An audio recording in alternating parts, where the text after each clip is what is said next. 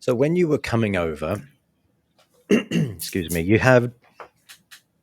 you've got to have a business plan. You've got to have a career set out, and something that Peter and I have always touched on. And I was talking to Miko Nassi the other day.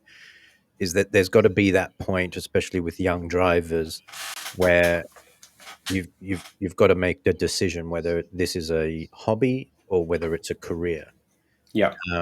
What were your aspirations leaving Hong Kong and going to, leaving the UK, coming to Hong Kong and racing in single seaters? Was F1 the ultimate goal there? Yeah, I mean, I was so focused on one thing and one thing only. And this is a really interesting topic because I think this can be communicated better, let's say, for young drivers out there. Um, I remember, yeah, I came over here and I wanted to get to F1. That was my only kind of dream, and single seaters was everything. So it was going to be this, it was going to be F3, it was going to be GP2, all of these things, and I was very very focused on that. Once I think it was 2016. I think it was when I kind of, let's say, woke up, realized that that was just a dream. Yeah. Right. Then I had this whole kind of, let's say, rebuilding process, which took place over two or 3 years, and I'm much happier for it. The funny thing is, at the time, I remember, I had some very good team managers like, John O'Hara, who was at KCMG, no nonsense, Irish guy, great guy. And I think back on things which he told me then, but then I'm like this 21-year-old kid who's just everything's F1, F1, F1, single seaters, got to do this, got to do it. And like, there's this, I say impatience. There's this feeling which you have about you, which is like, you just want, it's not good. And thankfully I'm now at the point where, I'm entirely relaxed, and I can take that experience, and then you can see it in young drivers now. And some are really mature. This is why I kind of respect guys who come into F1 at the moment who are young, 17, 18 years old, when they have the wherewithal, the presence of mind, to do everything on the steering wheel, for example, because these days the cars are so complex, but then everything racing, driving wise, okay, but the human side of things, that is really quite something. And so, because I know I wasn't able to do that. I took a long time to mature and get through that phase.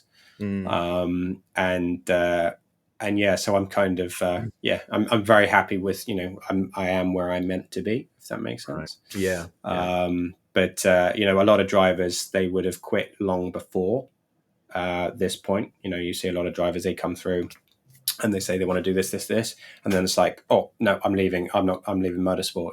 I was never going to, let's say, leave either let's say the driving sooner than where I am at the moment, or anything else. So I was pretty dedicated to the cause in that sense. Yeah. When you're saying the human aspect, do you mean the mentality of it, handling the stress, or uh, the ability to attract the funds, and you've got to carry yourself in a particular way? Yeah, I mean, it's a bit of both, really. But if you think, an F1 team has, let's say 6, 7, 800 people, however many people are in that organization, the driver is a focus point for that, right? And so you have to be able to, if you're going to be a world champion, or you're going to be a very good Formula One driver, you need to be able to motivate people. You need to understand different people. You need to be able to kind of like figure, people have different motivations, and how to get the best out of people, even if some people don't work particularly well together, or maybe you don't work particularly well with them, or you don't like them, or all of these little different things, which is all about being human. And experience is a lot of that for a lot of people. But when you have these young guys, and I'm thinking of like Lando Norris, George Russell, Alex Albon, these are young guys who, I don't care if their dads are rich or they're this, that, the other. As people, they're very impressive people, amazing drivers, and you have this new wave of Formula One, which is kind of, let's say, it's a bit more fun. These guys, they're able to have a little bit of a laugh, a joke, and while being professional, Yeah. and I just really respect that. I think that's really quite something, because the enjoyment thing is, a lot of the drivers I work with, I tell them, it's like, enjoy it. Yeah. Don't forget to enjoy it, even if you've got to do all these things. Like, enjoy, because if you enjoy it, you're going to do well regardless. So you should never forget the privileged position that we're in to race these cars. And yeah, so it's really quite something seeing that the last few years. Yeah, I think